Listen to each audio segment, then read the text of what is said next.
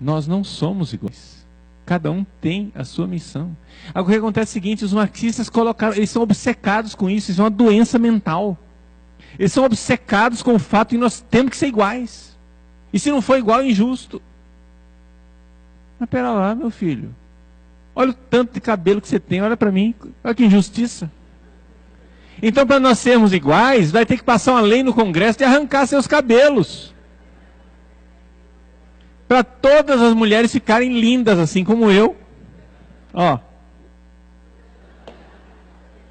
Né? Olha que economia, gente. Que economia que ia ser para o país. Os salões de beleza iam falir.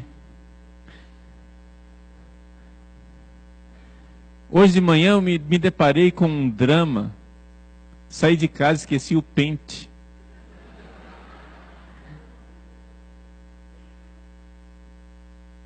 E até agora eu não penteei o cabelo. E ninguém notou a diferença.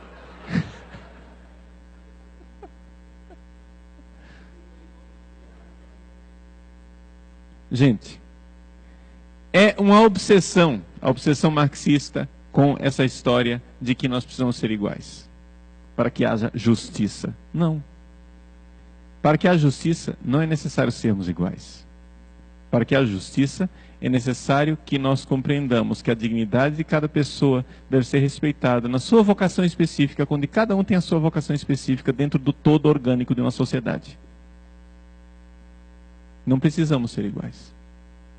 Mas o senhor Karl Marx, já no fim da vida, ele meditando e meditando, conseguiu enxergar o seguinte: a raiz das desigualdades sociais, isso foi no fim da vida, hein? A raiz das desigualdades sociais não está na distribuição do trabalho. Existe uma raiz mais profunda. Onde está? Na família. E ele então escreveu um livro que ele não chegou a publicar, mas que depois o seu colaborador, Engels, depois da morte de Marx, encontrou aqueles escritos ali, ele ordenou e publicou com o nome dele, mas ele diz na introdução, o Engels foi honesto dizendo assim, olha, isso daqui que eu estou publicando, o livro, fui eu quem elaborei, mas as ideias são de Marx, porque eu encontrei os manuscritos que ele deixou lá. O livro estava quase pronto, mas não estava pronto para ser publicado, então eu organizei o livro. E o nome do livro é A Origem da Família, da Propriedade e do Estado. E qual é a ideia de Karl Marx nesse livro? A ideia do Marx é a seguinte. Vejam, isso não corresponde ao mundo real. Tá? Isso daqui é o jeito como ele pensou. Se você for fazer uma análise realmente histórica, arqueológica e sociológica, você vai chegar à conclusão de que isso nunca existiu. Mas na cabeça de Marx existiu. Deixa eu então relatar o que existiu para ele. O que existia para ele? Havia uma horda primitiva. Os seres humanos, quando nós surgimos no planeta, nós éramos uma horda de seres iguais. Todo mundo tinha relação sexual com todo mundo, e aí, sem problema nenhum. Ora, tendo relação sexual com todo mundo, qual era o resultado final? O resultado final é que as pessoas sabiam quem era a sua própria mãe, mas não sabiam quem era o pai. Evidente, não tinha exame de DNA naquela época. Então não tinha como saber se todo mundo tinha relação com todo mundo, né? Os homens não sabiam quem eram seus filhos. Mas o que aconteceu é que essa sociedade, essa horda primitiva, que era nômade, coletora, não é? Como os nossos índios, ela se desenvolveu e passou para uma fase de sociedade agrária. Ora, quando você tem uma sociedade agrária e você começa a desenvolver a agricultura, acontece um fenômeno. Todo agricultor produz mais do que o que ele consegue consumir. Isso é líquido e certo. Não precisa ser latifundiário. Até no seu sítio, até no quintal da sua casa, se você tem uma mangueira, você produz mais mangas do que você é capaz de consumir. O que é que você vai fazer com o excedente dessa produção? O excedente da produção, então, significa troca, comércio, e significa acúmulo de riquezas. Mas, no acúmulo de riquezas, eu vou deixar minha riqueza para quem? Eu preciso ter herdeiros, e para ter herdeiros eu preciso saber quem são meus filhos.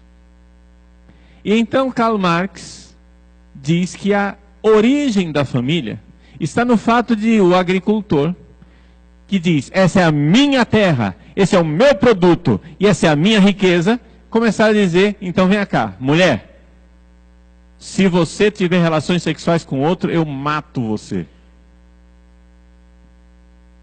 Você é a minha mulher. Para eu ter certeza de quem são os meus filhos. E então, a partir do capitalismo, surgiu a família. A família surgiu da vontade de ser dono de alguém. Nota de rodapé. Quem é casado aqui? Levanta a mão. Muito bem.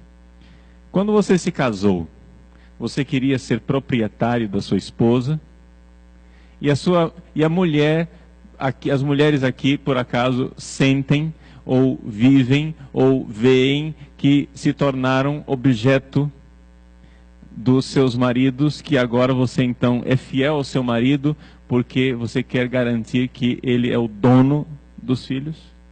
É essa a razão pela qual você se casou? Ou seja, isso é uma coisa tão fora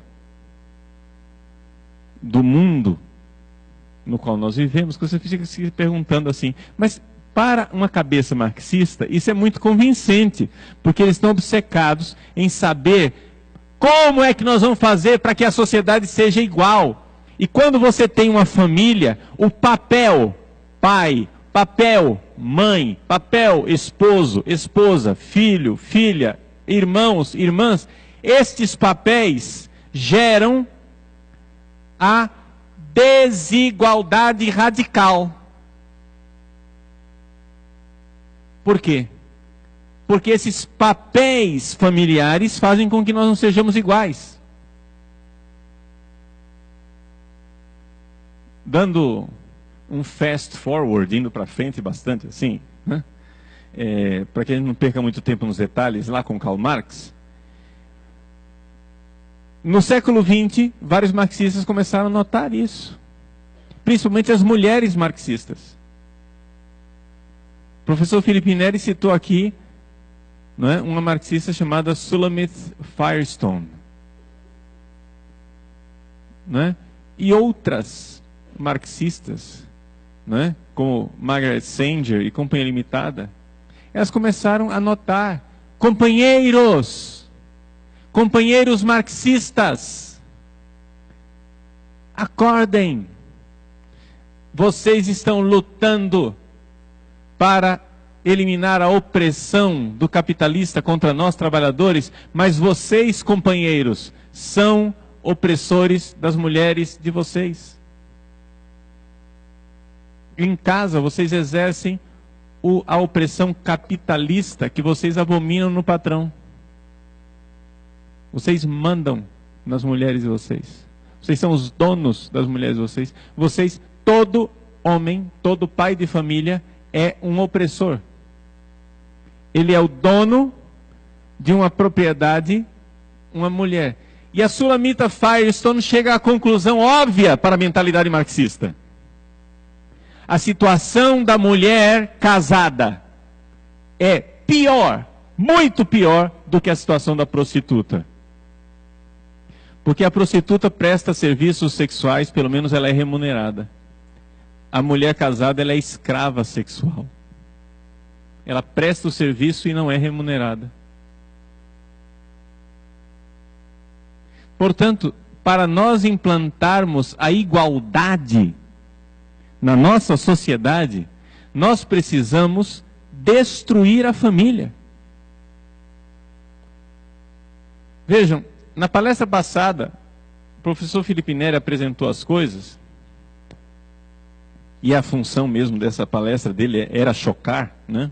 Realmente isso, é acordar a gente assim, dar um chacoalhão, diz, ó, o que está acontecendo. Mas ele não tinha, a função da palestra dele não era explicar para vocês o que eu estou fazendo agora, que é a razão de ser de tudo isso e a lógica que está por trás de tudo isso. Porque quando o professor Felipe Neri apresenta para vocês aquelas cartilhas sexuais, olha, vamos lá, né? O menino que ama menino, o que está acontecendo com o meu corpo? O que é que papai e mamãe fazem escondidos no quarto? Vamos nós fazer sexo também, nós. Aproveitem, quando papai e mamãe saírem de casa, vamos fazer uma festinha sexual para a gente fazer umas experiências sexuais. Por que é que eles estão imprimindo na mente dos nossos filhos estas depravações? Porque não haverá caminho para nós chegarmos à igualdade se nós não voltarmos à horda primitiva. Entenderam? Aquela ideia primitiva de que ninguém é, aspas, propriedade sexual de ninguém, e que nós podemos ter sexo com quem quer que seja. E esta ideia burguesa, nota de rodapé, quando eles disserem burguês, você leia, cristão. Fecha parênteses, volta para o texto. Essa ideia burguesa de família precisa ser destruída. Porque a família é a origem da desigualdade. Então vocês compreendem por que é que de repente nós temos uma série de partidos marxistas no poder, seja porque estão governando, seja porque tem coalizão, tem conchavo, tem aliança, estão no poder, e por que é que esta horda de partidos marxistas estão impondo à sociedade brasileira uma agenda maluca de destruição da família. Ora, o povo brasileiro é cristão, profundamente cristão. O povo brasileiro crê na família. Isso não é uma ideia minha, isso daí você vê claramente o Datafolha fazendo pesquisa. Chegou à conclusão que 75% do eleitorado brasileiro tem ideias conservadoras com relação à família. Por exemplo, o eleitorado brasileiro está disposto a respeitar um homossexual, mas não sonha em ter um filho homossexual. Ele pode até estar disposto a redimensionar suas expectativas se descobrir que o seu filho é homossexual, mas ninguém diz, nossa, eu queria tanto que meu filho fosse homossexual. O brasileiro não é assim. E segundo esses senhores, por ser assim, o povo brasileiro é preconceituoso, o povo brasileiro está alienado por uma ideologia opressora chamada cristianismo tradicional, e nós precisamos criar um cristianismo alternativo, um cristianismo do B. O que é o cristianismo do B? O cristianismo do B é aquele que não se encontra em lugar nenhum na Sagrada Escritura, na tradição da igreja de 2000 anos, mas que vai pegar frases, cacoetes linguísticos, parábolas, comparações do cristianismo, para implantar o projeto socialista de igualdade e vender isso como cristianismo. Isso é o cristianismo do B. Marx começou dizendo, religião, ópio do povo. Os marxistas atuais já descobriram, é impossível não ter uma religião. Tem que ter uma religião. Só que a gente entra na religião, parasita a religião, injeta um vírus lá dentro da religião e transforma a religião noutra coisa. Então, é um projeto de engenharia social. Então é por isso que o cristianismo tradicional é a maior pedra de tropeço que existe no caminho dos marxistas.